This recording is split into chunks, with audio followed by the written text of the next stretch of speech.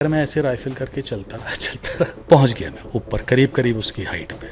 अब मुझे लगा कि वो मेरे इतनी दूर है कहीं पे, तो मैंने राइफल ऐसी पकड़ी और मैं तेज़ी से घूमा उसकी तरफ। तो जब मैं घूमा तो मेरी जो ये इसकी लाइट है, हेडलाइट, वो एक दुम पे पड़ी जो कि सांप सी लग रही थी। तो मैंने कहा अगर मैं इस जगह इतनी नज़दीक से फायर करूँगा तो मुझे मार देगा। इस बीच वो भी थोड़ा सा मेरी तरफ, उसने जैसी, आपको छोटा सा डर हो एकदम से आया, आपने फायर कर दिया। वो तो एक ऐसा डर होता है कि वो आपको बाद में लगता है, लेकिन ये वाले उसमें कि आपको एक लंबे समय तक डरना पड़ा कि यार कि वो इतने नज़दीक से कहीं मेरे पे ना, वो थोड़ा सा। मैंने ऐसे ऐसे घर देखे हैं कि एक आदमी की औरत को मारा, वो तीसरा किल था उस मैनेजर का, उसके 2 छोटे छोटे बच्चे थे, उसे कंपनसेशन भी मिल गया। उसने 1 महीने के बाद सुसाइड कमिट कर लिया। तो वो लेपर्ड जो है उसने 93 से शुरू हुआ और 97 तक उसने 36 औरतों को मारा।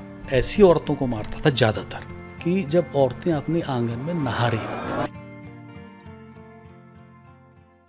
नमस्ते दोस्तों, आज हम बात करेंगे उत्तराखंड के लेपर्ड्स की, जो अक्सर न्यूज़ में रहते हैं। पहाड़ों में फॉरेस्ट और गांव एकदम करीब होने की वजह से ह्यूमन वाइल्ड लाइफ कॉन्फ्लिक्ट एक बड़ा इशू बन गया है। कुछ ही सालों में लेपर्ड अटैक्स ने काफ़ी जिंदगियां बदल दी। सरकार कोशिश करती है कि ये कॉन्फ्लिक्ट्स बिना किसी जानहानि के सुलझ जाएं, लेकिन जब बात मैन ईटर्स तक पहुंचती है तब सामने आते हैं हमारे आज के गेस्ट मिस्टर जॉय हुकील। जॉय हुकील एक हंटर हैं जो उत्तराखंड से बिलोंग करते हैं। उन्होंने सरकार के साथ मिलकर अब तक 47 मैन ईटर्स हंट किए हैं और 7 मैन ईटर्स को जिंदा केज किया है। हम अक्सर हंटर्स को अलग अलग नज़रिए से देखते हैं। वाइल्ड लाइफ लवर के लिए वो नेगेटिव लगते हैं, लेकिन जिनके घर का सदस्य किसी मैन ईटर का शिकार हो गया हो, उनके लिए वो सेवियर होते हैं। इसीलिए हमारी कोशिश है कि जॉय हुकील की कहानी से आपका पर्सपेक्टिव थोड़ा बदल पाए। बिकॉज बियॉन्ड हंटिंग ये है कहानी हिम्मत, जिम्मेदारी और इंसानियत की। ज़्यादातर अटैक औरतों और बच्चों पे होते हैं। औरतों पे, और इसलिए हाँ देखिए, ये भी आपने बड़ा अच्छा सवाल पूछा, क्योंकि लोगों के दिमाग में है कि साहब औरतों पे ही ज़्यादा अटैक करता है, तो और बच्चों पे, बच्चों को तो ठीक है, बच्चों को अगर वो बस्ती के पास करेगा तो बच्चों को ले जाना बड़ा आसान है। लेकिन औरतों पे इसलिए अटैक करता है कि औरतों पे अटैक करने का उसके पास चांस है। औरतें ही जंगल जाती हैं, औरतें ही खेत में अकेले काम करती हैं, और जब अकेले आदमी गया है जंगल में, जब अकेले आदमी खेत में गया है तो उसको भी मारा है। लेकिन लोगों के एक ये सोच है कि साहब औरतों को, बच्चों को तो ठीक है कि उसे कैरी करना बहुत आसान है, लेकिन आदमियों को भी जब उन्होंने जंगल में गए हैं या फिर उन्होंने खेत में गए हैं तो मारा है। लेकिन औरतें बेचारी क्योंकि ज़्यादा जाती हैं इसलिए, क्योंकि देखिए लेपर्ड को किसी भी आदमी को मारने में कोई दिक्कत नहीं, आप कितने भी तगड़े हों, क्योंकि वो एक तो आपके सामने से अटैक नहीं करता है, आपके पास कितना भी मजबूत डंडा हो आपके साइड से अटैक नहीं करता है, वो आपको पीछे से धक्का देता है, फिर आप कितने भी तगड़े हों। तो उसके लिए ये मैटर नहीं करता है कि वो आदमी कितना तगड़ा है, लेकिन क्या है किसको मारने का चांस है उसको। आदमी को जनरली क्या है कि वो कहीं दिहाड़ी मजदूरी करते हैं, ग्रुप में जाते हैं, बीड़ी पीते हुए आते हैं, साथ चलते हैं, तो उनको मारने का चांस कम होता है ना। तो वो अगर कोई रूटीन करें तो मारेगा, मारे। सर आप स्टोरी बता रहे थे कौन सी? एक जिसने 36 दिनों में, हाँ, उसने 36 दिनों में उसने जो है मार दिया ओके, उतनी औरतों को। और लंबी स्टोरी है, प्लीज़ वी हैव टाइम। लंबी स्टोरी ऐसी है कि उसमें बड़ी मतलब अजीब सी वो कहानी है। तो वो कहानी ऐसी है कि वो जब उसको मारा, जब उसने 2 औरतें मार दी। कहाँ का था ये? ये अलमगढ़ा एक ब्लॉक है अल्मोड़ा में। ओके, ठीक है। तो जब उसको मार दिया 2 औरतों को, तो इन्होंने कहा कि ठीक है साहब, शिकारियों को बुला लो। तो लखपत सिंह को बुलाया गया, पौड़ी से मैं भी चल पड़ा, दोनों। तो वहाँ पर जो है, क्योंकि वो लखपत सिंह वहाँ से पहले पहुँच गया, उनका नज़दीक था। तो जब मैं अल्मोड़ा पहुँचने वाला था तो मेरे पास फ़ोन आया कि साहब अंधेरा होने वाला था कि मैन ईटर मारा गया। ओके। तो मैंने कहा चलो यार ये तो अच्छी बात हो गई मैनीटर। तो फॉरेस्ट वालों ने कहा आप जो है वहीं, हमने फॉरेस्ट वाला है इंतज़ाम, आप वहाँ रुक जाइएगा। मैंने कहा नहीं मैं भी आता हूँ। तो मैं वहाँ गया, तो वहाँ पे जाके फिर मुझे पूरी बात पता चली। हुआ क्या कि जहाँ पे उसने औरत मारी थी सेकंड वाली किसी खेत में, तो वहाँ पे इन लोगों ने केज लगा दिया डिपार्टमेंट ने। जब केज लगा दिया इन्होंने तो उसमें रात में एक फीमेल आ गई केज के अंदर। हाँ केज के अंदर चले गई। उसको ललचाने के लिए कुत्ता बकरी कुछ रखा इन्होंने, बेट रखा। तो मैंने कहा ठीक है भाई, फॉरेस्ट वालों ने कहा ये तो आ गई अब तो ख़त्म हो गया। गांव वालों ने कहा साहब ये तो आप ले जा ही नहीं सकते, ये तो जब से एक पास में एक कॉल कर रहा है वो लगातार आवाज़ कर रहा है, आप उसको भी हटाइए यहाँ से, वो तो है ही नहीं, मैनीटर तो वो है। तो फॉरेस्ट वालों ने कहा चलो ठीक है अगर ये है, उन्होंने कहा साहब वो तो मेल है और ये है वो है कुछ। अब गाँव वालों ने कहा ये तो फीमेल है, ये नहीं थी। तो उन्होंने कहा ठीक है शिकारी आ ही रहे हैं, परमिट है, ये तो अपनी बच्ची है, तो वो एक को मार देंगे। तो हुआ क्या कि वो उनका मीटिंग पीरियड था, तो जब उसकी फीमेल अंदर चली गई तो उसने जो है आपको मेल कॉल करता रहा दिन भर। जैसी शाम हुई तो वो केज के पास आ गया। तो शिकारी जो दूसरे थे लगभग वो पहुंच गई थी उनकी टीम। केज के पास वो पहुंचे, उन्होंने उसको गोली मार दी, वो वहाँ मर गया। तो ये हुआ कि साहब मैनीटर तो मर ही गया। अब मैनीटर मर गया तो सब हो गया बधाई, हम लोग अपने अपने दूसरे दिन चले गए। एक हफ्ते के बाद पता चला फिर किलिंग हो गई हूँ। तो जब हम दोबारा गए वहाँ तो हमें ये पता चला साहब कि उसको थोड़ा सा इतना पब्लिक में नहीं आई वो बात, सीक्रेट ही रखा गया।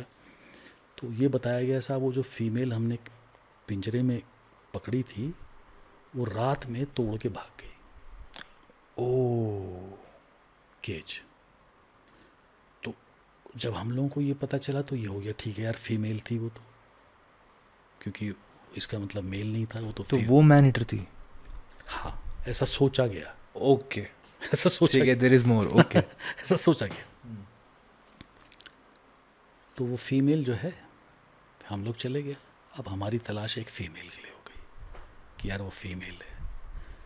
तो एक जगह पे मैं बेटिंग कर रहा था, एक पुल के किनारे में बकरी बांध के, और मैं बैठा हुआ था अंदर। तो मेरे साथ एक फॉरेस्टर भी था और जो मेरा साथी एक दयाल उसका नाम था, वो टॉर्च लेके था। तो अचानक फिर एक फ़ोन आया ऊपर गांव से, उसके पास जो फॉरेस्टर था कि साहब ये जो है इसने यहाँ पर अभी अभी अटैक करने की कोशिश करी है। तो फॉरेस्टर ने कहा सर चलो वहाँ ऊपर चलते हैं। तो मैंने कहा उनसे फ़ोन से पता करो वो किस तरफ गया। तो उसने कहा वो नीचे की तरफ आया। तो मैंने कहा नीचे तो हम बैठे ही हैं, क्या पता इस तरफ आ जाए। तो मैंने कहा बैठे रहो चुपचाप से। तो उसके बाद हमने देखा कि सामने से एक फ़ीमेल चली आ रही है। तो वो फीमेल को हम देखते रहे। उसके बाद वो आई उसके पास, जैसी बेट के पास, हमने उसको मार दिया, गोली चलाई। तो उसने चार्ज करा हमारी तरफ, हालांकि हम एक गाड़ी के अंदर बैठे हुए थे। तो जैसी टॉर्च लगी तो उसने हम सीधे हमारी तरफ चार्ज कर दिया। बड़ा उसका अजीब सा बिहेवियर था।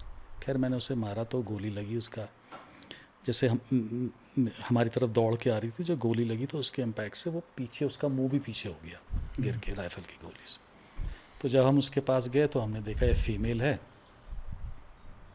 इसके 2 कैनाइन टूटे हैं, इसकी तो एज भी 16 साल से ऊपर की है। जनरली कितना जीते हैं? देखिए कैप्टिविटी में तो 18, 20, 22 साल भी हो जाता है, क्योंकि उनको फीड करा जाता है, ट्रीटमेंट होता है, फीडिंग हो रही। लेकिन जंगल में कोई बेचारा 16 साल जी गया तो बहुत ज़्यादा है, 14 हो गया तो ये मैक्सिमम। तो वो काफ़ी ओल्ड थी मतलब। तो ये माना गया फीमेल भी थी और इसके सारे सिम्टम है, सब बधाई हो गई, पेपर में भी आ गया, मारा गया। हम वापस आए, पता चला फिर किल हो गया। ओके। तो वो असली कल्प्रिट जो था वो तो निकल जा रहा था वहाँ से। तो जो आपने लेपर्ड मारी, हाँ, वो वही थी जो केज तोड़ के भाग गई थी या ये कोई और थी?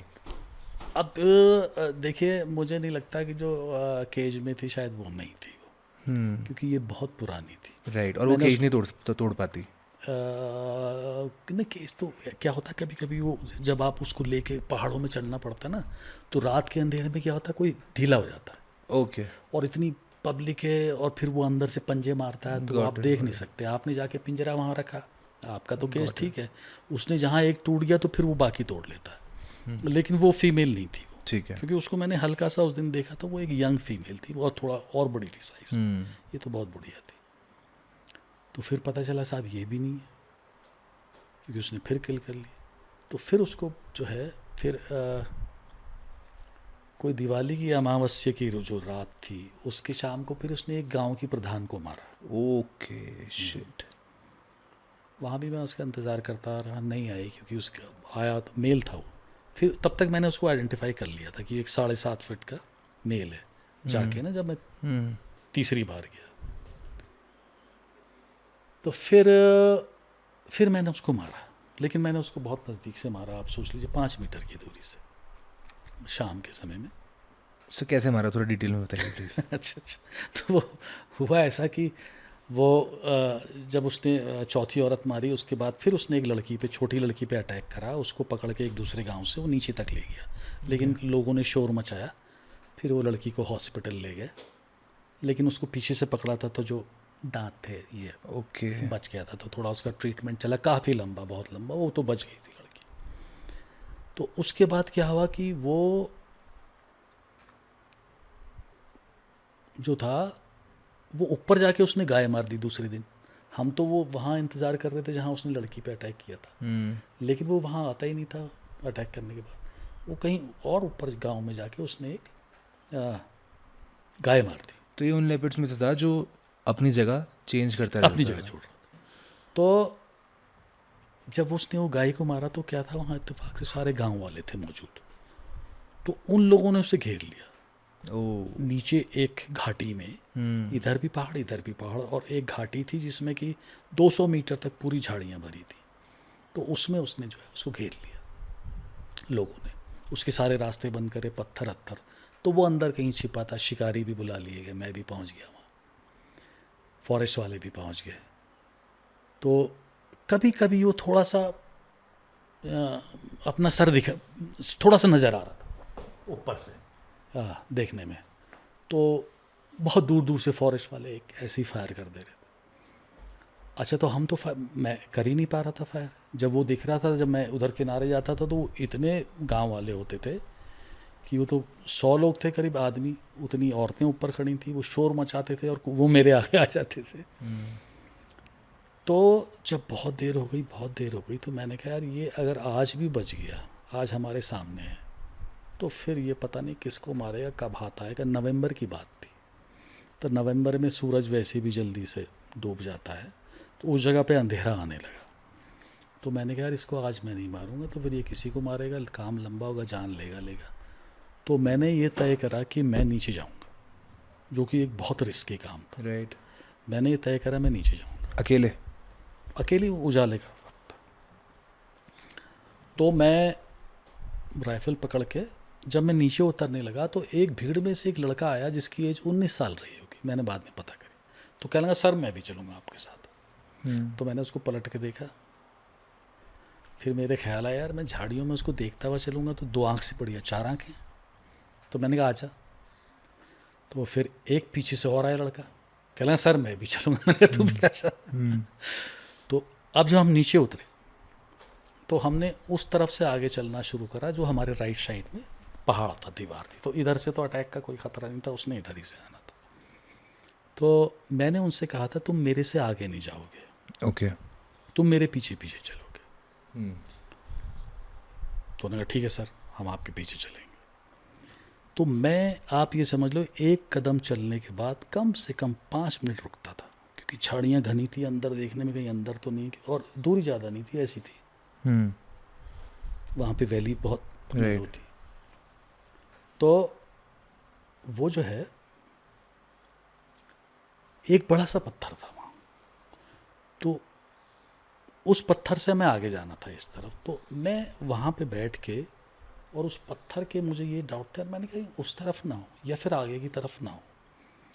तो मैं उसको देख ही रहा था नीचे बैठ के। इतने में ये दोनों लड़के जो हैं आगे चले गए। आगे चले गए, मुझे नहीं पता चला। तो जब ये मुझसे आगे चले गए, मेरा पूरा ध्यान अंदर था। तो मैंने अचानक आवाज़ सुनी, जब वो आता है चार्ज करने ना, तो एक आवाज़ करता वो बहुत खतरनाक। तो मैंने आवाज़ सुनी, कैसे आवाज़ आई। तो मैं बाद में, मुझे फॉरेस्ट वालों ने बताया कि जब आपने आवाज़ सुनी तो जब आप उछल गए थे, तो आप जब उछले तो ज़मीन से 2-3 फुट ऊपर उछल गए थे। क्योंकि मेरा तो इधर ध्यान था, मैं मेरे समझ में नहीं आई आवाज़ आई कहाँ से। राइट। लेकिन वो कह रहे थे कि जब आप नीचे उतर के आए फिर आप बिल्कुल एकदम स्टडी थे, ठीक थे। तो बहुत जल्दी होती हैं चीज़ें, बताने में टाइम लगता है। तो जब मैंने देखा तो वो 2 लड़के तो जैसी आवाज़ उन्होंने सुनी तो वो आगे की तरफ भागे, ये निकल के सीधे उनके तरफ भागा। तरफ निकलने ही वाला था। अच्छा, ओके। मेरे से 5 मीटर की दूरी पे था, ये निकलने ही वाला था। उसका जैसे ही इतना हिस्सा है, मैंने उसे फायर कर दी, वहीं पे गिर गया वो। बाप रे बाप रे बाप। तो मैंने उनसे पूछा, यार बताओ, तो वो कह रहे आप तो मैंने उनसे, फॉरेस्ट वालों से कहा कि जब मैं नीचे उतर रहा था तुम क्या सोच रहे थे। कह रहा था हम लोगों ने आंखें बंद की। कह रहा हमने सोचा कि पता नहीं क्या होता है। तो ये इसमें कभी कभी जानबूझ के रिस्क भी लेना पड़ता है। मतलब आपको ये भी लगता है कि हो सकता है कि मेरे साथ ही कुछ हो जाए, लेकिन आप जिस जज्बे के साथ होते हैं तो फिर कई मौके ऐसे आते हैं कि आपको चांस लेना पड़ता है। Sir, was this one of your those experiences जहाँ पे एक नियर डेथ एक्सपीरियंस आपको हुआ वाइल हंटिंग, या कोई और इंसिडेंट था? नहीं, मेरे साथ तो कई बार हो गया। मेरे साथ तो मैंने नज़दीक से बहुत मारे हैं। ओके। और मुझ पे मुझे लगता है 4-5 बार अटैक करा है। चार्ज किया गया है। हाँ, चार्ज करा है उसने। तो लेकिन हर बार ये रहा कि गोली ठीक लग गई। मैंने आपको थोड़ा सा कंट्रोल करके 2-3 सेकंड करना पड़ता है आपको। वो 2-3 सेकंड बहुत इंपॉर्टेंट है। उसी में आप लड़खड़ा गए तो आप गए। लेकिन अगर आप बाकी कुछ नहीं करना, आपने सिर्फ सीधे रखना, बेसिक आपने नहीं छोड़ना। आप थोड़े से 3-4 सेकंड आपने अगर कंट्रोल कर दिया तो आप जीत जाओगे। वहीं अगर आप थोड़ा सा हार गए तो फिर वो आप पे अटैक कर देगा। तो ऐसे बहुत से मौके हैं। और दूसरा ये सोचिए कि जब आप जंगल में चले गए तो आपके पास खतरा ही खतरा है। फिर वो भी लेपर्ड है, दूसरे भी लेपर्ड हैं, सांप अलग हैं आपके, आपने नीचे भी देखना है।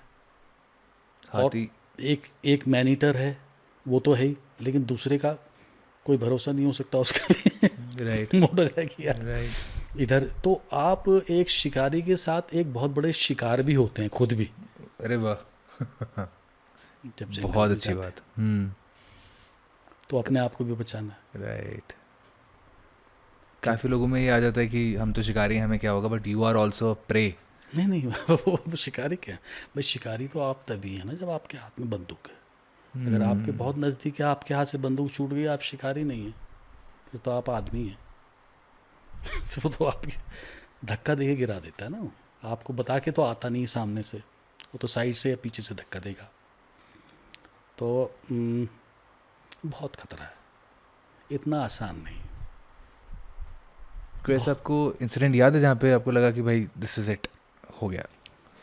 मुझे देखिए, मैं आपको पहले बताया था कि छोटे छोटे तो हैं कि आपको डर लगा मन में, जैसे मैंने वो बैरल से भी फेंक दिया, वो सब। लेकिन वो जो मैंने पहले आपको बताया था जब मैं ऐसे दौड़ता, कि वो लंबे समय का डर था, क्योंकि आप डरे हुए हैं, मैं राइफल लेके जा रहा हूँ और मैं डरा हूँ यार। तो वो लंबे समय का डर आपको ज़्यादा परेशान करता है कि आप उसको मारने जा रहे हैं, कहीं ऐसा ना हो वो आपके ऊपर जंप कर दे। तो वो उस समय मुझे सबसे ज़्यादा डर लगा। हाँ, कोई जल्दी से हो गया, मैंने मार दिया, तो वो तो बहुत थोड़ा कम समय का डर था। तो लंबे समय का तो डर वही था। और बाकी जब यह है कि आप अंधेरे चलते हैं तो कई बार पहाड़ों में कोहरा लगा रहता है, जहाँ आपको नज़र नहीं आता है। आपके साथ खाली एक आदमी होता है, ज़्यादा आदमी नहीं हो सकते हैं आप ना, ज़्यादा में वो आपके पास आएगा ही नहीं। पॉइंट। तो उसको ये भी लगे यार हाँ ये ठीक है, मुझे 2 हैं, कोई एक आगे एक पीछे चांस मिल सकता है तो आएगा। अगर आप 4-5 जाएंगे तो कहाँ आएगा, वो नहीं आता फिर। तो आप जहाँ उसकी टेरिटरी में घुस गए तो फिर तो आप भी खतरे के अंदर, खतरा आपके शुरू हो जाता है वहीं से। एंड जनरली सर, शिकारी जितने भी होते हैं वो सब टीम में काम करते हैं या फिर सिंगल ही काम करते हैं, या फिर जैसे आपने बताया 1-2 के ग्रुप में? अब देखिए जैसे मेरा है, मैं एक आदमी साथ रखता हूँ बस, तीसरा आदमी नहीं रखता हूँ साथ में। और क्योंकि उसकी वजह है ना, आप ज़्यादा लोग जाएंगे वो आपके पास ही नहीं पास नहीं आएगा, आएगा। वो तो आपसे छिपेगा, घबराएगा। क्योंकि जिस दिन वो आदमी को मार लेता वो गिल्टी तो उसको हो जाता है यार कि मैंने आज तक नहीं करा। और फिर उसकी जिस दिन वो आदमी की जान ले लेता उसके लिए आप ये सोच लीजिए उसका एकदम से उसकी दुनिया बदल जाती है। वो जिस तरीके से दुनिया को देखता है वो उसका बिल्कुल चेंज हो जाता है। और उसके दिमाग में ये आ जाता है और कि यार ये तो बहुत अच्छा है, और अब तो मैं मरूंगा नहीं भूख से, ये तो इतने घूम रहे हैं, कभी भी किसी को उठा लूँगा। तो उसका बिल्कुल जो दुनिया को देखने का नज़रिया एकदम बदल जाता है।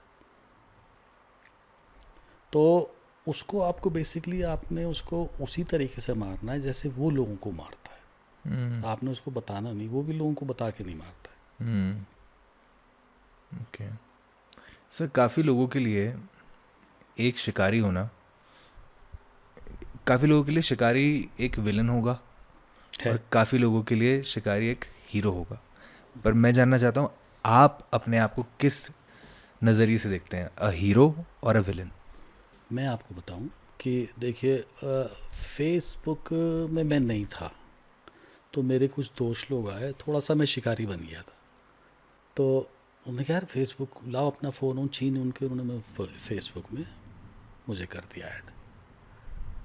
वो तो चले गए, शाम को मैंने देखा तो आप हिंदुस्तान का कोई कोना नहीं था जहाँ से मुझे गालियाँ नहीं पड़ी थी। और इतनी बुरी गालियाँ थी, इतनी बुरी गालियाँ थी कि मैं फेसबुक से हट गया। ओके। लेकिन फिर मैं 2-4-5 साल के बाद फिर हिम्मत करके किसी ने मुझसे कहा कहने कुछ नहीं होता है, उन्होंने फिर मुझे गालियाँ दी, और इतनी गालियाँ दी कि मुझे बड़ा बुरा भी लगा। तो ठीक है, आप दुनिया में अपना कोई भी ओपिनियन बना सकते हैं, कोई दिक्कत नहीं, उसकी आपको छूट है। लेकिन मेरा अपना ये सोचना है कि आप बिना किसी चीज़ को एक्सपीरियंस करे हुए अगर ओपिनियन बना रहे हैं तो मुझे लगता है आप दूसरे के लिए तो कर ही रहे हैं, लेकिन अपने साथ भी आप ज़्यादती कर रहे हैं। अब आप जो लोग ऐसा ओपिनियन बनाते हैं आप उनसे लड़ नहीं सकते, ट्रू। ना आप उनको समझा सकते हैं। लेकिन मेरा कहना उनके लिए सिर्फ ये होता है कि आप जो भी अफेक्टेड एरिया है उसमें उन कंडीशन में, जिन कंडीशन में वो लोग वहाँ के लोग अपने बच्चों जानवरों के साथ रहते हैं, आप उस समय आके उन्हीं कंडीशन में 2 महीने रहिए अपनी फैमिली के। फिर अगर आप कोई ओपिनियन बनाते हैं तो वो आपका हक है। और अगर आप ऐसे ही दूर से कोई ओपिनियन बनाते हैं तो मुझे गाली नहीं दे रहे हैं, आप अपने आप के साथ ज़्यादती कर रहे हैं, वो आप अपने लिए गलत कर रहे हैं। और जहाँ तक हीरो की बात है तो वो लोग तो खुश हो जाते हैं, वो तो बेचारे जिनका सारा वो उनके लिए जस्टिस है ना। उनके लिए जस्टिस है। और फिर अपने लिए भी ये लगता है कि यार चलो जो हमें काम करा था जिसके लिए हमने वो पूरा कर दिया। और फिर ये तो ऐसा संघर्ष है, देखिए मैं नहीं मारूंगा कोई और मारेगा, किसी ना किसी को तो आगे आना ही पड़ता है हर युग में। और फिर ये ऐसा भी नहीं ख़त्म हो जाए, ये तो चलता रहेगा, चलता आया है। और लेकिन ये है कि इसको ज़्यादा कम किया जा सकता है, लेकिन वो लेपर्ड नहीं करेगा, वो हम लोगों को तय इंसानों को करना है कि इस संघर्ष को हमने कैसे कम से कम करना है। आपने सर अच्छा मेरे 2 सवाल हैं, उससे पहले मैं ये पूछना चाहूँगा स्पिरिचुअली आपको क्या लगता है after killing, after a Hunt, जैसे अगर if I will do it, I don't know कि क्या पूरी पिक्चर तो आई हैव नॉट, जब तक मैं एक्सपीरियंस नहीं करूँगा, बट अगर मैं आज की स्टेट में बोलूँ if I kill a leopard I will be in guilt, right? Have you been in a guilt ever? मैं आपको बताता हूँ, मुझसे कुछ थे बच्चे, कहीं हम लोग ट्रैकिंग पे जा रहे थे, कहीं बाहर से आए थे वो साउथ से। तो एक लड़की ने मुझसे पूछा कि आप कुछ प्रेयर करते हैं मारने के बाद? तो मैंने कहा क्यों? कह लें आपको गिल्ट कुछ होता होगा। तो मैंने कहा गिल्ट मुझे इसलिए नहीं होता है कि बुरा मुझे ज़रूर लगता है उस लेपर्ड के लिए, लेकिन गिल्ट मुझे इसलिए नहीं होता है कि आप जो भी इस दुनिया में समाज के लिए खतरनाक होता है, चाहे इंसान ही क्यों नहीं, उसको भी हमारा जो समाज का कानून है उसको मारना ही पड़ता है, हटाना पड़ता है। तो वो तो उसने तो मरना है, ऐसा नहीं कि मैं नहीं मारूंगा तो वो बचा रहेगा।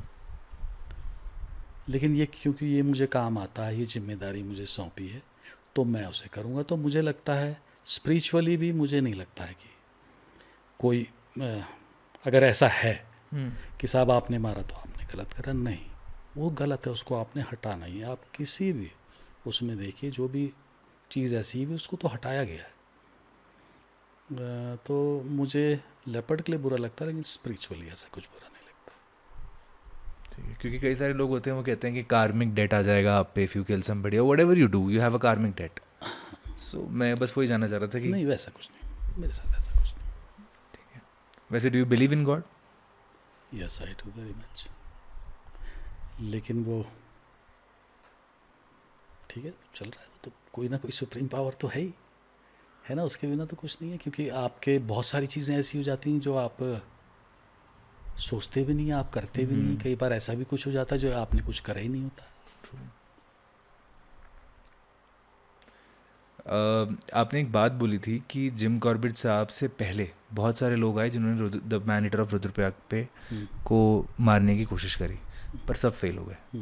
पर जब जिम कॉर्बेट साहब आए तो वो आए और उन्होंने अपनी जॉब कंप्लीट करी। अब कंप्लीट कर दिया। So what is the difference between a good Hunter and the opposite? देखिए, मैं आपको बताऊं, बिल्कुल सच बताऊं, बहुत सारे हंटर जो मैं देख रहा हूं तो शो ऑफ बहुत ज़्यादा, क्योंकि उनको मालूम नहीं हंटर क्या चीज़ है। आप हंटर कैसे बनते हैं, किन हालात में बनते हैं, बहुत क्या सोच के बनते हैं, वो ही बिल्कुल फ़र्क है। लेकिन उनको ये लगता है कि यार हम गन पकड़ेंगे, राइफ़ल पकड़ेंगे, ये होगा एक हंटर, और हमारी फ़ोटोग्राफ्स लगेंगी, लोग हमारे ये करेंगे। तो वो हंटर जो है वो उतने सक्सेसफुल होते भी नहीं, और वो मार भी नहीं पाते हैं बहुत बार सही वाले को। लेकिन अब जैसे मैंने आपको पाबो का बताया, बहुत हंटर्स गए उसमें, बड़े बड़े आए, बहुत सारी टीम्स आई। मुझे ये लगता है जिस लेपर्ड ने रुद्रप्रयाग के 125 मारे थे, अगर आज का टाइम होता तो वो 10 भी नहीं मार पाता। वो पहले मार दिया जाता। ऐसा क्यों? ऐसा इसलिए कि कम्युनिकेशन बहुत बढ़िया है, ट्रांसपोर्टेशन, आप जा सकते हैं। आपको जिम कॉर्बेट को 10 दिन के बाद पता चला कि उसने एक बैल को किल किया है ऊपर। राइट। आज तो आपको फ़ोन पे पता चल जाता है। और उससे भी ज़्यादा मैं इस बात को कहूँगा कि एक कोई भी जेन्युइन हंटर होगा तो वो इतने किल नहीं कर सकता है। अब आप देखिए, जिम कॉर्बेट आया, एक बार आया वो, उसने गलत मार के चले गया, उससे गलत लेपर्ड मर गया। फिर 1 महीने के बाद आया। तो मुझे लगता है जब से जिम कॉर्बेट आया, टोटल जो उसने 125 करे थे, तो मेरे ख्याल से 120-21 तो उसने मार दिए ना उसने। तो कोई भी जेन्युइन हंटर होगा वो मतलब ही नहीं है उसका, किसी भी मैनीटर का कैरियर इतना लंबा नहीं जा सकता है। तो वो जो मैंने आपको पाबो वाले मैनीटर की कहानी सुनाई, तो मुझे ये लगता है अरे उसको इतने मार कैसे पाया। अब आजकल तो हमारे टाइम पे नहीं होता ना ऐसा, मार देते हैं हम लोग, जाके उसको मर जाता है इतना उसे। तो इम्पॉर्टेंट ये नहीं है, लोग उस लेपर्ड को बहुत खतरनाक मांगते हैं जिसने साहब उसने इतने मारे थे। तो उसने इतने मारे क्यों भाई? उसको मारने किसने दिया उसको? इसका मतलब जो मारने के थे वो उन लोगों ने उतने ध्यान से काम नहीं करा ना, उस तरीके से काम नहीं करा। और बाकी सारे लेपर्ड खतरनाक है। वो तो अगर आप उस जिनको हमने मार दिया 1-2 किलिंग करने के बाद, अगर वो बचे रहते तो वो भी तो मारते ही रहते, कितना वो मार देते। तो सारे लेपर्ड खतरनाक है। ये है कि वो जिसने ज़्यादा मार दिया। अब आप चंपावत वाला देखिए ना, चंपावत वाले देखिए 200 उसने नेपाल में मारा, फिर इधर 200 इधर मारी। लेकिन जिम कॉर्बेट कब गया उसे मारने? कुछ ही किल किया, मार दिया उसने। तो एक जो हंटर है, अब आप देखिए कि पिछले लखपत सिंह जो है उसने 2000 में 2 से शुरू किया और 14 तक काम किया मैक्सिमम, और मैं बीच में आया 10 से फिर मैं हुआ 14 से आज तक मैंने कर रखा। तो आप करीब करीब 2 डेकेड्स हम दोनों ने पूरा ये उत्तराखंड को संभाला। इन करीब करीब 20 सालों के अंदर 90% हम दोनों ने मिलके मारे। अब तो छोटे छोटे कई शिकारी आते हैं, शौकीन आते हैं, केज हो जाते हैं, और पिछले 14 से 23 तक 90% जो है वो मैंने मारे जितने भी हुए। तो 10 साल का एक पीरियड था कि उसने बहुत काम किया, उसके बाद मैंने बहुत काम किया, और हमारे टाइम पे बहुत ज़्यादा कैरियर नहीं हुआ किसी भी उसका। 1-2 पे हुआ तो कहीं ऐसा हुआ कि भाई कोई रिपीट हो गया किल, तो तब, बाकी नहीं। तो बहुत ज़्यादा गहराइयों में जाना पड़ता है, सिर्फ बंदूक ही नहीं चलानी है आपने। क्योंकि आपने स्पिरिचुअल की बात करी तो बहुत चीज़ों को आपको साथ को लेना पड़ता है, हर चीज़ को, हर दर्द को समझना पड़ता है, जानवर के भी दर्द को समझना पड़ता है, इंसान तो ही। आप प्यार करते हैं जानवरों से? बहुत।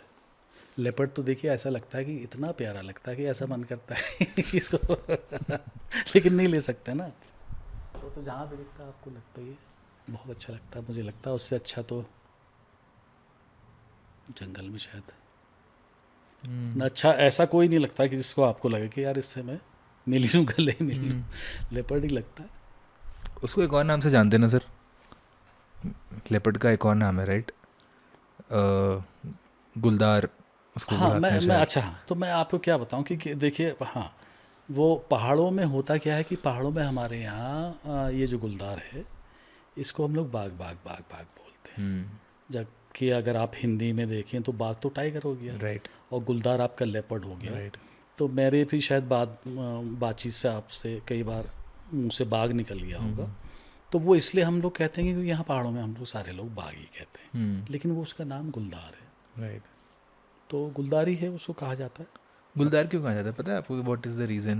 मेरे ख्याल से रोजेट्स ऐसे गुल गुल शायद। ओके। हाँ, वो हाँ। क्यों कहा जाता है ये तो, अब उसको बाघ क्यों कहा जाता है ये भी Right. नहीं पता, लेकिन अब पुराने लोगों ने कहा है तो but I read this book, so मैं जिम कॉर्बेट साहब के बारे में पढ़ रहा था। अच्छा। तो उनके जैसे आपके लिए फेवरेट लेपर्ड है, उन्होंने भी अपनी बुक में जिक्र करा है कि अगर कोई सबसे खूबसूरत क्रिएशन अगर भगवान ने एनिमल्स में करी है तो वो लेपर्ड की करी है, गुलदार की करी है, क्योंकि ऐसा लगता है कि भगवान ने खुद रोजेस से उसको पेंट करा है, और इसीलिए उसको गुलदार जिम कॉर्बेट ने बोला था कि।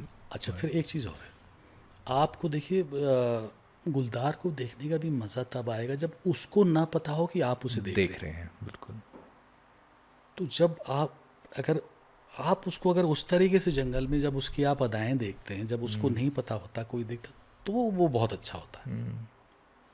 हाँ, जैसे उसको पता चल गया तो फिर उतना मज़ा नहीं रह जाता है। पर ऐसे मौके कम आते हैं सर, बहुत कम आते हैं, लेकिन हम लोगों के पास बहुत आ जाते हैं। क्योंकि हम जब जाते हैं कहीं पे तो हमको बहुत गुलदार दिखते हैं, रात में, दिन में, कोई मुंह चाटता हुआ, कोई बैठता हुआ, कोई कुछ करता हुआ, खेलते हुए कोई बच्चों के साथ। तो बड़ी कहानियां हैं। एक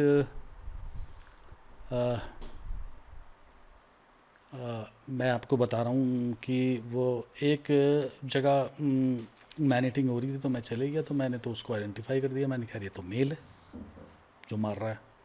तो केज लगाया तो उसमें एक हाँ, तो उस एक जगह से मैं गुजरता था, तो रात में मैं और मेरा साथी, 2 उसके इतने बड़े कुत्ते के बराबर 2 कप्स थे। ओके। तो वो उनके साथ हमें दिखती थी, तो कभी खेल रही होती थी, कभी कुछ कर रही होती थी। तो हम देखते थे, उसको देखा थोड़ी देर, फिर अपने चले जाते थे, क्योंकि हमको तो मेल चाहिए था। उसके बाद क्या हुआ कि एक दिन वो फीमेल केज में चली गई, और गांव वाले मिट्टी तेल लेके आ गए जिसकी बच्चे को मारा था, कईयों के जलाने के लिए उसको। हाँ, गुस्सा होता हो। ओके। हाँ। तो खैर वो तो रोक दिया जाता है, मत करो भाई ऐसा वैसा। सारे गांव वाले जमा हो गए, फिर कह लेंगे इसको हमारे सामने गोली मारो, तुम इसको ले जाके छोड़ दोगे, फॉरेस्ट वालों पे पूरा प्रेशर, हम यहाँ से इसको नहीं जाने देंगे। वो केज के सामने सारे गांव वाले बैठ गए। फिर मैंने उन गांव वालों से कोई, जब बहुत घंटे हो गए, फिर मैंने बुलाया कुछ बड़े, मैंने कहा देखो ये नहीं है, ये बेचारी सीधी सादी है, इसको मैं देख रहा हूँ, तुम्हारा मानने वाला दूसरा है मेल। खैर वो मर्द तो समझ गया, औरतें बेचारी नहीं समझ पाई। खैर फॉरेस्ट वाले उसको ले गए, उसको बेचारी को कहीं कर दिया उन्होंने, किसी रेस्क्यू सेंटर में डाल दिया। अब जब हम उस जगह से गुजर जाते थे रात में, तो वो 2 कब्स जो है ना, जहाँ से केस से गई थी, वहाँ बैठे रहते थे बेचारे, लेकिन आप कुछ नहीं कर सकते। तो ये है जीवन का एक वो है, सच है, संघर्ष है। आपने डिफरेंट पर्सपेक्टिव से अभी दिखा दिया सब कुछ। मतलब पूरे पॉडकास्ट पे हम लोग बात करते हैं कि फ्रॉम अ हंटर्स पर्सपेक्टिव या फ्रॉम पीपल्स पर्सपेक्टिव क्या हम देखते हैं, पर अभी आपने बताया फ्रॉम एन एनिमल्स पर्सपेक्टिव कि 2 बच्चे अपनी माँ से अलग हो गए। अलग हो गए, बिल्कुल बिल्कुल अलग हुए। तो दोनों तरफ कहानी देखिए ना, जीने का संघर्ष है। वो भी जीना ही चाह रहा है, हम भी जीना ही चाह रहे हैं। कॉन्फ्लिक्ट कुछ है, बीच में गड़बड़ है। लेकिन मैंने जो सबसे बड़ा इनके अंदर एक नोटिस करा चेंज या मतलब जिसको बहुत ज़्यादा हाईलाइट नहीं करा मैंने, कुछ करा होगा शायद कहीं, तो आपके ये बस्तियों के अंदर जो है, ये शिकार करने के लिए नहीं आ रहे, इनका ज़बरदस्त एंटरटेनमेंट हो रहा है, एन्जॉयमेंट के लिए आ रहे हैं। ओके। बहुत मज़ा आता है इनको।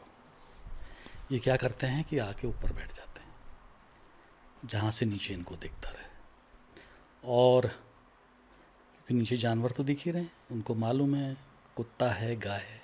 इसके अलावा क्या है, इनको गाड़ियों की लाइट्स दिखती हैं। इसके अलावा इनको क्या है कि शोर शराबा सुनाई देता है। इसके अलावा क्या है कि इनको, मैंने इन गुलदारों को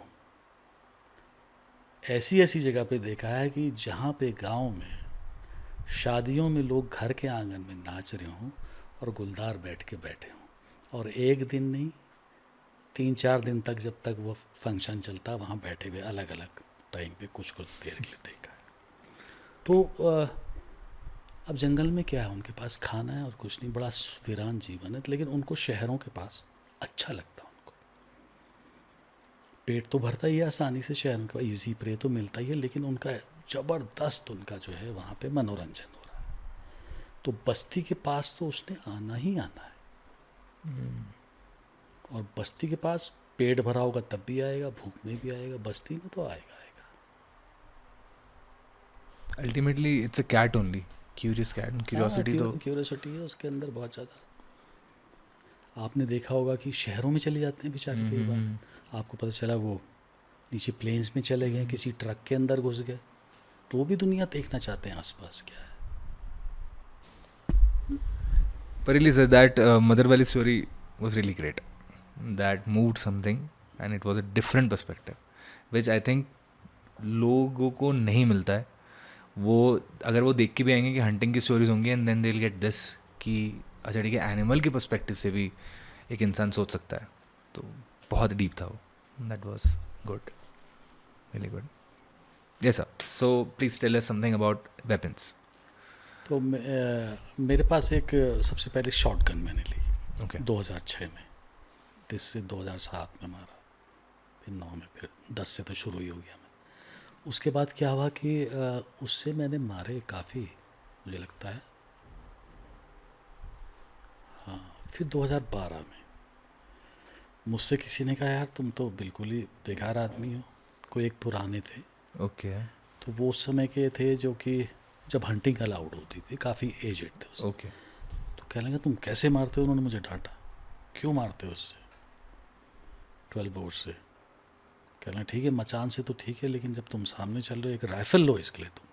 तो फिर मेरे दिमाग में एक राइफ़ल लो, तो फिर मैंने एक, हमारे यहाँ तो उस समय सिर्फ ये बनती थी आपकी 315 राइफ़ल बनती थी, तो वो मुझे अच्छी नहीं लगती थी। तो फिर बाकी जो हमारे जितने भी इम्पोर्टेड हैं वो बहुत पुरानी पुरानी राइफल्स हैं, कई सालों की, कई पुरानों की, 100 साल पुरानी, 150 साल पुरानी है, लेकिन वो हैं बहुत अच्छी। उनका बैलेंस बहुत अच्छा है और उनका एमिनिशन जो है वो ज़्यादा पावरफुल है।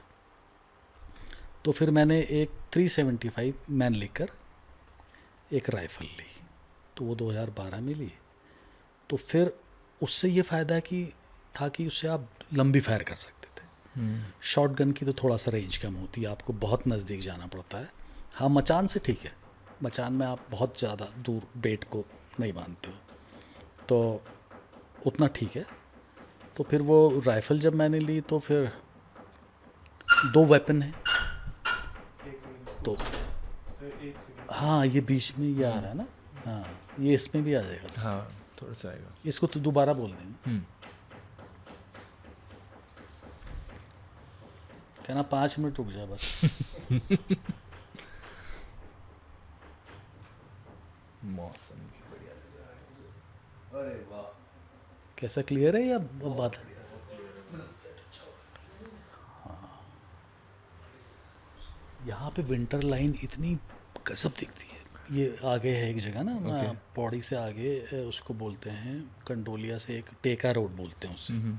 विंटर लाइन देख के पागल हो जाओगे आप, इतना गजब होता है। लेकिन कोई पब्लिसिटी कुछ नहीं, कोई आता नहीं टूरिस्ट, सब जगह की भूल जाओगे आप।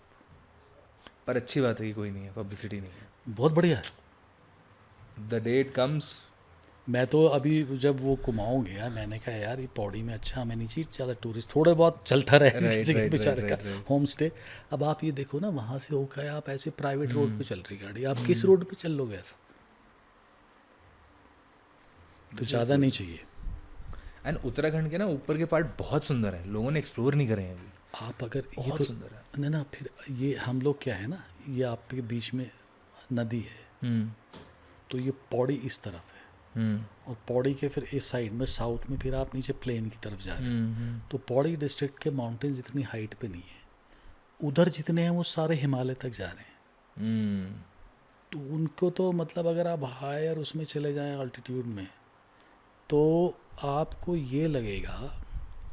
एक बकरी वाले ने भी कहा मुझसे, बुढ़े आदमी ने, वही चीज़ जो मैं कहता था लोगों से, लेकिन जब उसने भी कही तो यार, क्योंकि मैं अपने दोस्तों से ये कहता था यार वहाँ जाके ये लगता है कुछ नहीं चाहिए, बस खाना मिलता रहे, हम यहीं रहेंगे, नीचे जा ही नहीं रहे उतर के। तो बकरी वाला था वो बेचारा 90 साल का होने वाला था, फिट आदमी था एक गाँव में। तो मैंने कहा आप ऊपर बकरियाँ चराते थे पहले, क्या करते थे? तो वो वहाँ बड़े बड़े बुग्याल मेडोज थे, बहुत बड़े बड़े। तो कह रहा वहाँ पे मुझे ऐसा लगता था, जो मेरी सोच थी, कह रहा कि बस ऐसा लगता था यहाँ से जाना ही नहीं नीचे। तो वहाँ तो बिल्कुल डिवाइन हो जाता था फीलिंग, राइट, अपने आप ही बिना सोचे। तो वो हिमालय वाला उधर वाला पार्ट है,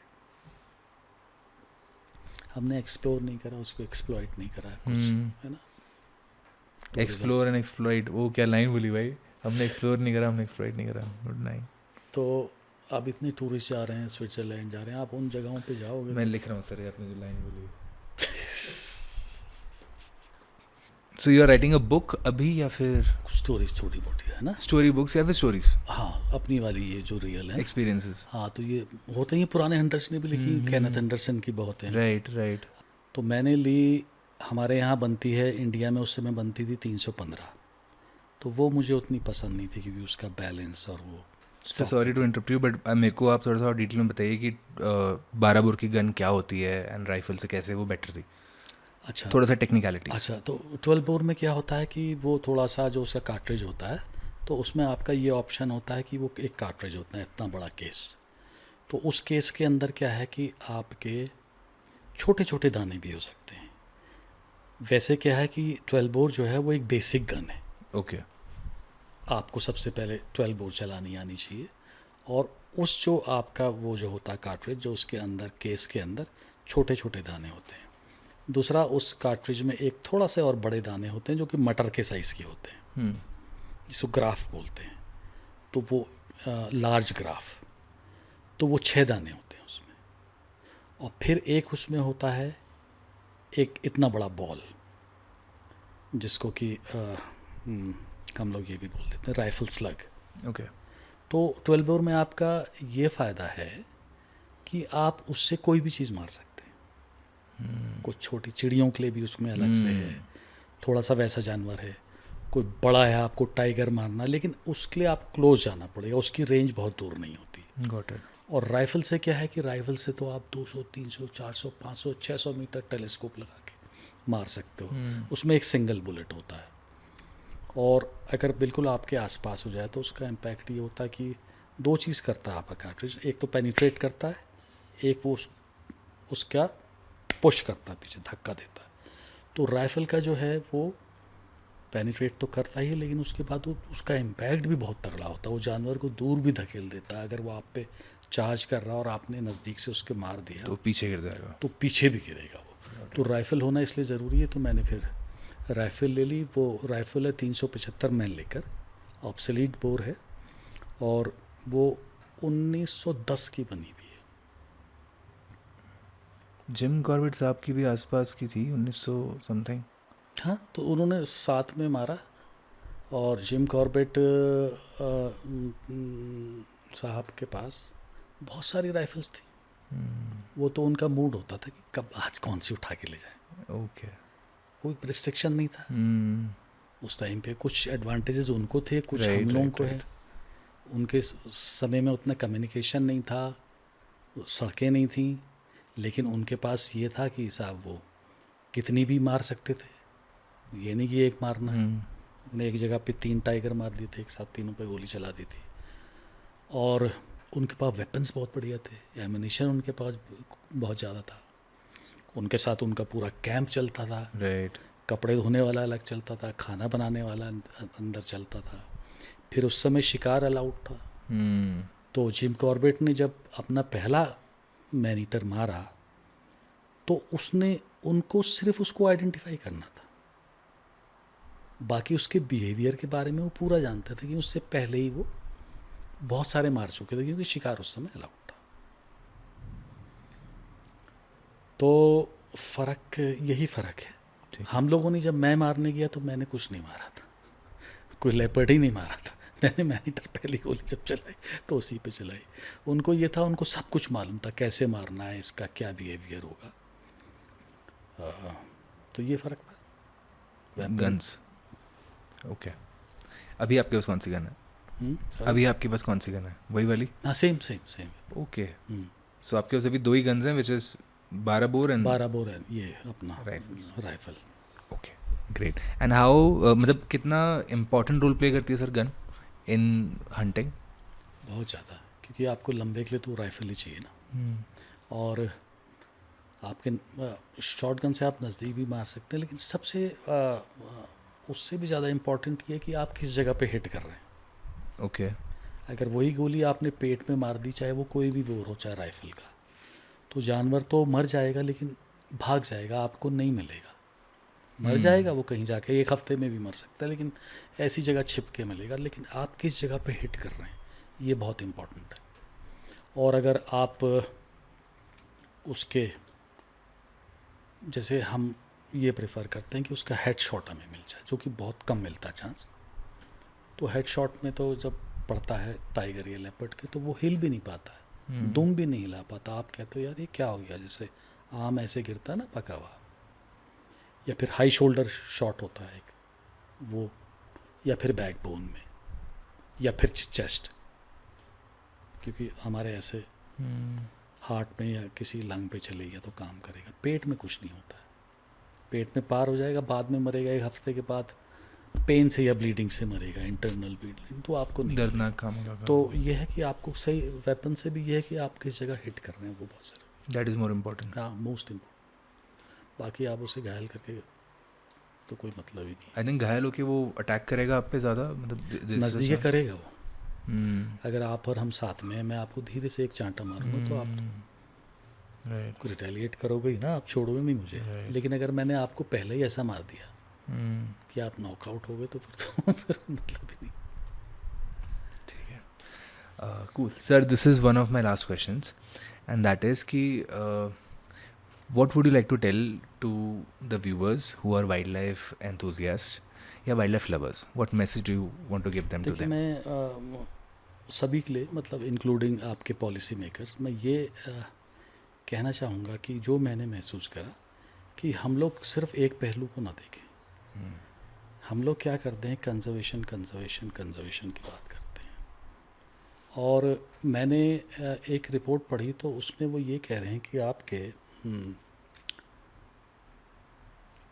जानवरों के लिए जो टॉलरेंस है पूरी दुनिया में हिंदुस्तान से ज़्यादा कहीं नहीं। ट्रू। और वो कह रहे हैं कि पूरे जितने अटैक होते हैं ह्यूमंस पे पूरी दुनिया में, उसके 50% जो है वो इंडिया में होते हैं। तो यह है कि हम कंजर्वेशन की तो बहुत ज़्यादा बात कर लेते हैं, लेकिन मैनेजमेंट वाला हमारा बिल्कुल वो नहीं है। तो हमको कंजर्वेशन के साथ मैनेजमेंट भी करना है, क्योंकि हमको बैलेंस बना के रखना है।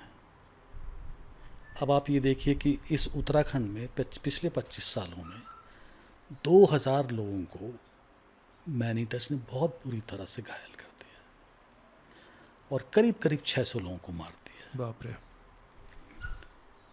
लेपर्ड की काउंटिंग, हमको ये नहीं पता उनका एग्जैक्ट क्या नंबर है। उन्होंने तो बेचारों ने डिज़ाइन ही ऐसे, तो घास नहीं खाएंगे। तो ये देखना है कि भाई क्या हम जितने पाल रहे हैं उनको खिलाने के लिए हमारे पास क्या है। अगर हम उनको मतलब उनको बचा रहे हैं, सिर्फ कंजर्वेशन की बात कर रहे हैं, तो हम किस कीमत पे उनको बचा रहे हैं। अब आप ये देखिए ना, पहले के हमारे जितने रिसोर्सेज हैं हमको उतने ही हद तक जाना पड़ेगा। पहले के ज़माने में आप ये देखिए कि लोगों के कितने बच्चे होते थे, लेकिन आजकल के जो पेरेंट्स हैं मेरे ख्याल से 1 या 2, क्योंकि उनको मालूम है कि हम इनको मैनेज कर पाएंगे। तो हमारे यहाँ ये बहुत ज़्यादा फ़र्क है इस समय। कंजर्वेशन के नाम पे हम एक ही तरफ देख रहे हैं, मैनेजमेंट के बारे में कोई नहीं सोच रहा है। और ये प्रॉब्लम ऐसी नहीं कि ये अभी है, इसने चलते रहना है और कहीं ना कहीं जाके हमें कुछ ना कुछ और सोचना पड़ेगा। ओके। एंड सर, एक सवाल मेरे को बहुत पहले से पूछना था आपसे, वो ये था कि जैसे मेल टाइगर और फीमेल टाइगर में डिफरेंस कैसे करते हैं, वो आई थिंक पग मार्क्स के थ्रू आप बता सकते हो। फीमेल्स का लंबा पग मार्क होता है और टाइगर जो मेल्स होते हैं उनका स्क्वायर होता है। लेपर्ड्स में कैसे होता है? Same same. ओके। वो आप करा, आपने एक लकीर खींच लिया ऐसे करके, उसके जितना मार्क है यहाँ से खेल लिया, ये ऐसे कर दिया, अगर स्क्वायर निकल गया वो तो फिर वो मेल है। ओके। रेक्टेंगुलर हो अगर ऐसे थोड़ा सा तो फिर वो आपको पता चल जाएगा। फीमेल बहुत सिंपल है, Cool. लेकिन वो पता बहुत सारे लोगों को नहीं है, नहीं तो वो चलता। बड़ा उसमें रहता है। Okay. And what are your hobbies apart from travelling okay. और नए नए लोगों से मिलना, नए नए कल्चर देखना है और नए नए खाने खाना। नए नए खाने खाना। Okay. Are you a foodie? नहीं, बहुत अपने But like to explore different हाँ, लेकिन cultures. बहुत ज़्यादा नहीं, थोड़ा बहुत हल्का हल्का चलता है। Any favorite place, sir, for travel? Your favorite place? Favourite places में तो मैं अभी पिछले कई सालों से तो घूम रहा, अब घूमूंगा। अब घूमूंगा। ठीक है, cool. My last question would be, if there is anything that you would want to tell the budding hunters, what would it be? हाँ, मैं यही कहूँगा कि जितने भी हंटर्स हैं जो मतलब एक इस तरीके से करना चाहते हैं, उनको इस तरीके से करना पड़ेगा कि बहुत सीरियसली और हर चीज़ को समझते हुए, हर पहलू को समझते हुए इस काम को करना पड़ेगा। और लंबे समय तक अगर उनको काम करना तो बहुत ज़्यादा पेशेंस चाहिए, क्योंकि आपको अगर पेशेंस चाहिए तो इसका मतलब आप बहुत कुछ खो भी रहे हैं अपना। तो उसके लिए भी आपको जो आपको सेक्रीफाइस करना है, उसके लिए भी आपको तैयार रहना पड़ेगा। तो अगर आप ये कर सकते हैं तभी आप हंटर्स बन सकते हैं, वरना आप छोटे मोटे 2 4 5 मार के इधर उधर नहीं कर सकते हैं। क्योंकि एक हंटर भी, अब आजकल के हालात ऐसे हुए कि हंटर भी आपको समाज में चाहिए, चाहे वो फिर सरकारी हो चाहे वो प्राइवेट हो, लेकिन हंटर आपको चाहिए। तो जो भी कर रहा है, जो भी बनना चाह रहा है, वो उसको उसकी अपॉर्चुनिटी कॉस्ट पता होनी चाहिए, उसकी कॉन्सिक्वेंसेस पता होने चाहिए कि ये सब हो सकता है। तब सोच समझ के, दोनों पर्सपेक्टिव देख के, ही और she should get into the profession. Okay, thank you sir, thank you so much for coming on the show and giving us your precious time. काफ़ी लंबे समय तक पेंडिंग था ये. Thanks to Pranjal and the team for making this happen. Thanks to you for agreeing and coming. I personally learned a lot and specifically एक different perspective देखने को मिला आज. And there were some stories which has moved something in me. So I'm looking forward to this episode and I hope जितना मैंने enjoy करा, viewers ने enjoy करा, उतना आपने भी करा होगा. Thank you so much for coming on the show, sir.